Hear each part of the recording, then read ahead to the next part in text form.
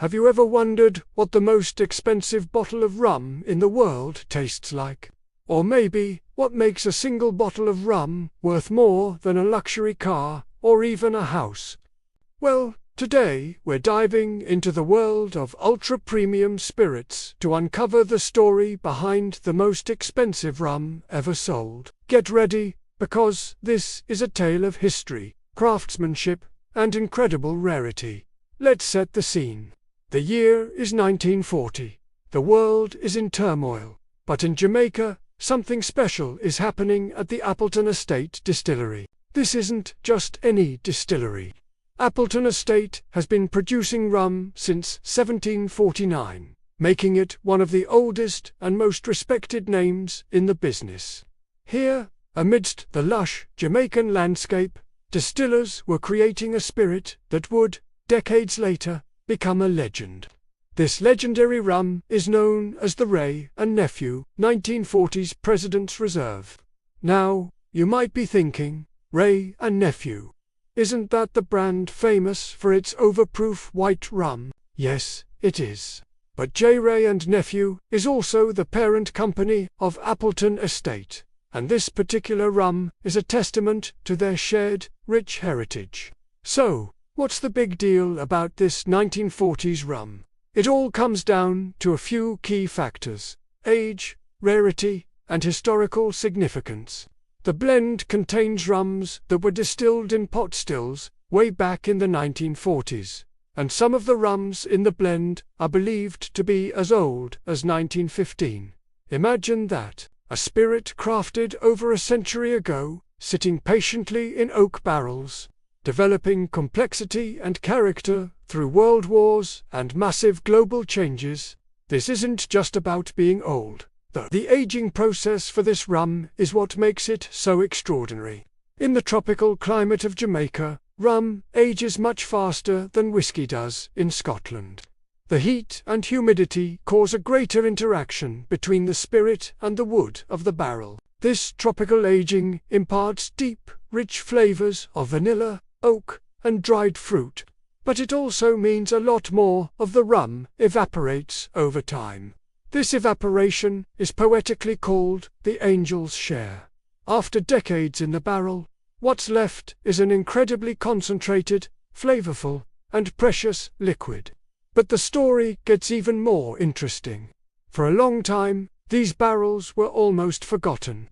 They were part of the Appleton Estate's vast reserves, quietly aging away, their true value not fully realized. It was until the turn of the 21st century that these historical treasures were rediscovered by Joy Spence, the master blender at Appleton Estate.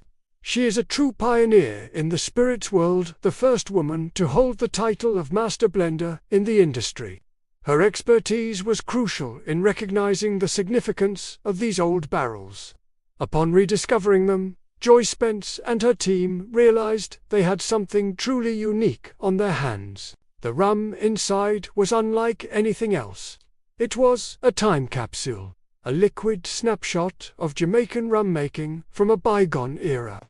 They decided to create a very special, limited edition bottling to celebrate this incredible find. And when we say limited, we mean extremely limited. Only a handful of bottles of this Wray and Nephew 1940s President's Reserve were ever created. In fact, it's believed that only about 4 bottles are known to exist in the world today. This incredible scarcity is a huge part of what drives up the price. When something is this rare, it becomes a collector's dream. So, how much are we talking about? The price tag is staggering.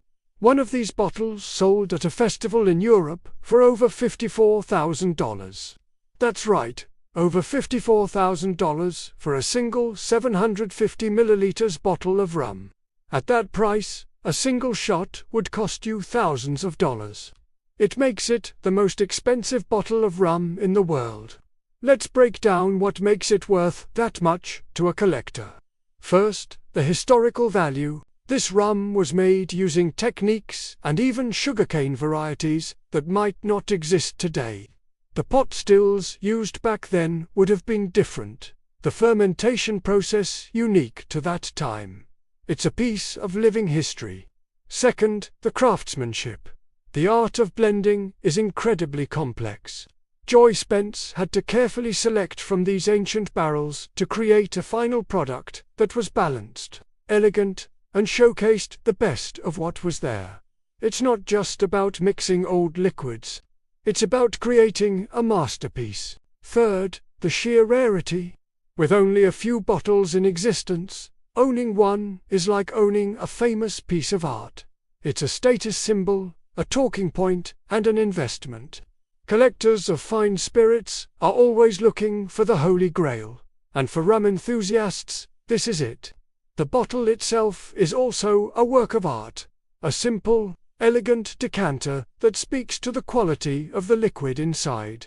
So what does it taste like? Well, very few people on Earth will ever know. Those who have been lucky enough to sample it describe an incredibly complex flavor profile. You can expect notes of rich molasses, dried orange peel, nutmeg, and cinnamon, followed by a long, smooth finish with hints of toasted oak and vanilla. It's said to be remarkably smooth for its age, with none of the harshness you might expect. It's described as a symphony of flavors that tells the story of its long journey in the barrel. But this bottle isn't the only contender in the world of expensive rum. Let's talk about a few other notable mentions that command eye-watering prices. One is the Legacy by Angostura, created to celebrate the 50th anniversary of Trinidad and Tobago's independence. Only 20 sets were ever made. Each set, which includes a crystal decanter designed by Asprey of London, was priced at $25,000. The rum itself is a blend of 7 rare rums, the youngest of which is 17 years old. Another is the Dictador Generations en la Lique. This is a collaboration between the Colombian rum maker Dictador and the French crystal maker La Lique. The rum is a blend from 1976, created by 2 generations of the Para family, the master blenders at Dictador, housed in a stunning La Lique decanter. These bottles have fetched prices upwards of $40,000 at auction. What these ultra-expensive rums have in common is that they are more than just a drink. They are luxury items, works of art, and pieces of history. The packaging is often as exquisite as the liquid inside, involving famous crystal makers and bespoke designs. The stories behind them are just as important as the taste. But let's bring it back to the king, the Wray and Nephew 1940s rum. Its story is less about modern marketing and luxury partnerships, and more about accidental history and the passion of a master blender who recognized its worth. It's a story of Jamaican heritage, of a spirit that quietly waited for its moment to shine. It really makes you think about the nature of value. What makes something worth $54,000? Is it the taste, the rarity, the story?